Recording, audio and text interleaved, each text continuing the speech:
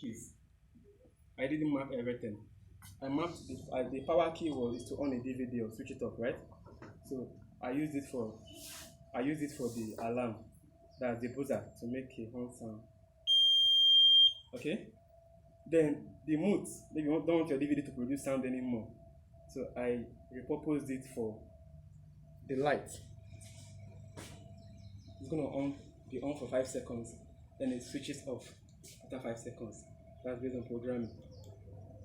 Then for the steering, a vehicle can just be moving forward.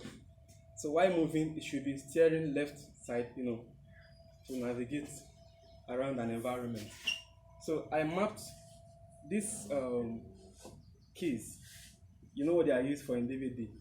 So it was remapped for a different control entirely. So now you see the arrow pointing right. I want to steer right. It steers right. Okay. Steers left. Then it centralizes. Then if I'm to drive it, I think it's not good for this ground. But let's just try and see. Okay, I think it's moving properly. Just for 5 seconds. Then, so like I said, we sacrifice speed for force. So it can't move as fast as we want. Then it depends on your optimization. You have to do your weight balance. This is a heavy system. So for it to move well, we have to lose speed to gather much force.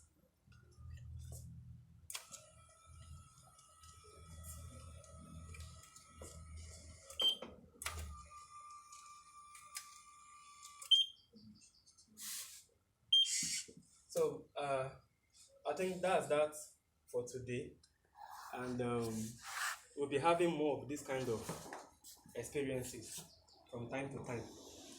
Then for today, we looked at how we can use